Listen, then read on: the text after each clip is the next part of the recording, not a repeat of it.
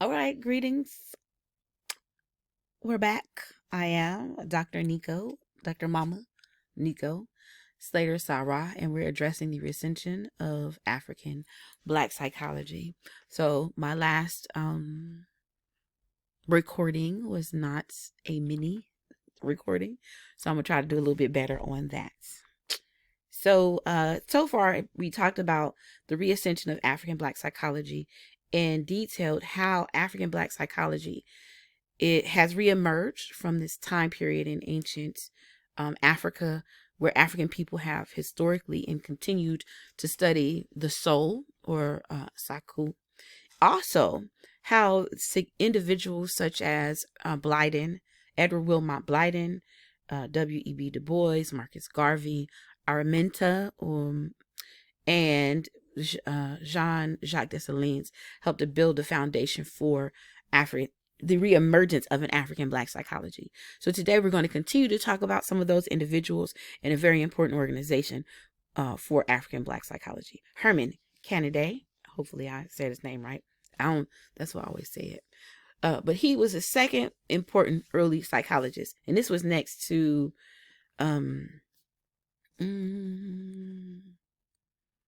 I don't know. I can't think of his name. But second to the other brother Harvard. Okay. I can't think of his name. I'm tripping. Anyway, so he was the second important early Black psychologist, and he contributed to laying the foundation for the reascension of African Black psychology. This Canady's work was important because it led the way towards the creation of the first nationally organized body of Black psychologists in the United States. Canady published The Psychology of the Negro Institutions and Psychology of the Negro, and he helped to form the organization, the Association of Black Psychologists. The Association of Black Psychologists is an important organization because as I just, watch a video and listen to one time Baba Wade Nobles talk about the founding of Association of Black Psychologists. There's a psychological organization that was not addressing the needs of African people. And at that convention, they decided that at the convention of the American Psychological Association, they decided that something needed to be done to be able to talk about, address, and deal with issues related to and about healing Black people. So some of the folks got together and formed in a hotel room the Association of Black Psychologists. And I always say ABPsi till the day I die, because ABPsi is so important and significant to the survival, maintenance of African people. It is through ABPsi that we actually challenge Eurocentric thought and move an agenda forward of sovereignty for African people. Now, there are other organizations out there that are academic organizations, such as the Black social workers that are really building. There's people in education, all of those. But ABPsi has been consistent in grounding this discussion. Let me talk more about ABPsi before I get crunk. That's supposed to be the last slide. Okay, here we go. Charles Thomas was the first national chairman of the Association of Black Psychologists. Bobby Wright. So I talked about Jegna, and I didn't give a context for it in the last one, and I'm trying not to go too deep. But Jegna is someone who teaches, who knows their subject matter, their area of expertise well, and then teaches a student under them. So my Jegna is the late great Baba Kobe Cambon, who wrote the book African Black Psychology. He also wrote Cultural Misorientation, amongst a bunch of other writings, but those were his two, African Personality in America, and this African Black Psychology were the two major works. Cultural Misorientation was emerging, but still very critical work. So my Jegna, Kobe Cambon, his Jegna was Bobby Wright. Okay, so now you got the lineage. See, that's my ancestral lineage, Bobby Wright. All right. So he wrote The Psychology of Black Nationalism. And then 1973, the Association of Black Psychologists began to do work on information related to the Afrocentric worldview. This now is the critical defining line, which we're going to deal with in the next unit. It helps to define the defining line of theoretical perspectives on African Black psychology. And it's very, very important to note. So someone who teaches Black psychology, we want to know what their theoretical perspective is. And if they are not identifying that there's a difference in theoretical perspectives, then you don't have a knowledgeable African Black psychologist. All right. Journal of Black Psychology was created in 1974 under Naeem Akbar. I'm going to say Robert Williams, Reginald Jones, Bobby Wright, Wade Nobles, Robert Williams. That sounds right. Okay. So we also want to understand what the Association of Black Psychologists was created for. ABPsi goals include to enhance the psychological well-being of Black African people in America.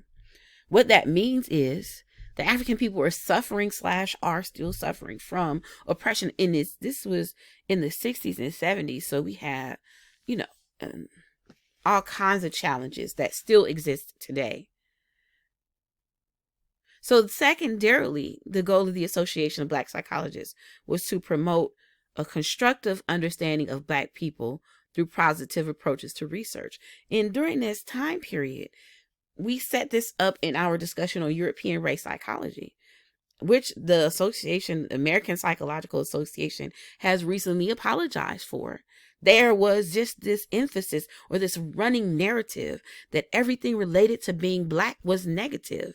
Therefore, the research and the approaches to researching African people was negative, pejorative, and it still exists to this day. And when you deal with publications, it is still challenging to get published in areas that are positive and challenging the Eurocentric status quo. So the Association of Black Psychologists came in, and one of the goals was to challenge that research agenda, also to develop an approach to psychology that is consistent with the experience of Black people. So not a psychology that's European and through a European lens and European people interpreting what's going on with African people, but through a lens that's consistent with what's going on with Black African people. Fourth, to define mental health in consonance with newly established psychological concepts and standards regarding Black people. This is important because all of the concepts that were related from a psychological perspective came from people like Freud, Jung, Adler, like all of the Eurocentric psychologists, Rogers, all of them that had nothing to do with the Black African experience. So to interpret African behavior from a Eurocentric perspective is an error. So the Association of Black Psychologists came about to address that. Fifth, to develop an internal support system for Black psychologists and students of psychology. Meaning to establish a place that African psychologists could go to engage and think and have critical thoughts about the state of African people, how to implement an African survival thrust, how to move what Garvey would say towards freedom and liberation of our minds. Another 6, the goal of the Association of Black Psychologists was to develop policies, local, state, and national, decision-making that impact the mental health of the Black community. So we have to also understand that at this time, with this very negative or pejorative perspective of African people, which still exists today, some of the things that were being challenged was that African people were unintelligent or unintelligible, meaning that African people could not learn. I also talked about in the previous chapter that they were talking about sterilizing because of being unintelligent. So this organization came around to challenge all of those really negative things that happened in the Western world for African people. Also, The Association of Black Psychologists came about to promote values and lifestyle that support our survival and well-being as a race. So some analysis on how do we live better? How do we, as African people, have a better outcome in general? And to support us and establish Black organizations and aid in the development of independent Black institutions to enhance our psychological, educational, cultural, and economic situations. So it is important to note, again, that the Association of Black Psychologists came about. One of the things that was occurring in the 60s was this testing. And the testing, standardized testing of intelligence, was emphasizing African people as unintelligent. Children were being tracked for non-college courses, which then had a domino effect. The African people then could not improve their state, which we all believed through education is how you improve your state. So African people status in life. So African people believed that education was / and is the key. So the American Psychological Association promoted this Eurocentric psychology. I think we're going to talk about this in the next unit. And in doing so, African people were being mistreated and taught that they were uneducable, unable to be educated. So the Association of Black Psychologists challenged that and all the biases that were happening in, which we'll talk about later, happening in the education system, to fight for freedom, equality, and equity in educational institutions. Because if the African or the Black people dollars were going towards taxes, then the schools should be educating on topics and information that were significant and important to African sovereignty and African survival threats and the well-being of African people in general. All right. Ethical standards, responsibility, restraint, respect, reciprocity, commitment, cooperativeness, courage, and accountability. So why is the African Association of Black Psychologists important? And I'm going to close this unit with talking about this very important topic. We need organizations. African people need organizations that are going to advocate for the betterment of the identity of African people, advocate for the mental well-being of African people, but most importantly, to break open the doors of study and research that allow for African people to be okay with studying what it means to be African from an African worldview / continental perspective, non-colonized perspective. So the Association of Black Psychologists help to establish and continue to support understanding African identity from an African worldview perspective.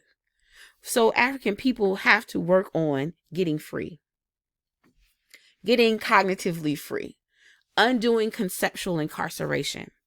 And when we deal with conceptual incarceration, the idea is that we do not, as African people, comprehensively think inside of our African minds. So the Association of Black Psychologists was instrumental in challenging African people to first understand there's a view that we can have that comes from something that's consistent with our skin and our phenotypic traits. Oh, it's African.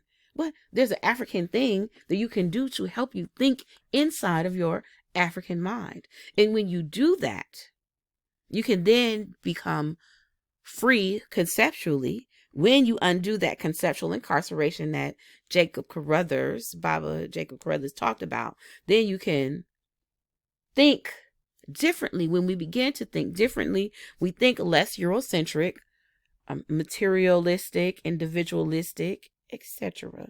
And we think more spiritual. We think collective, and then we behave as Africans. When we do that, we are able to ultimately support our identity, who we are as African people. We can then support an African survival thrust. So the Association of Black Psychologists is important and instrumental in understanding how to undo the consequences of European enslavement of African people and the current colonization of the African continent that has cognitively colonized African people. Cognitively colonized African people. So we'll continue with talking about the Association of Black Psychologists, and ABPsi is not perfect. No organization is. So in the next unit, we'll we'll look at some of the challenges within the organization, and identify ways of interpreting theoretical or psychological theoretical perspectives. I am your favorite Dr. Slater, Sarah, Dr. Mama Nico, and we're finishing our discussion on the Reascension of African Black Psychology. Until the next time, peace.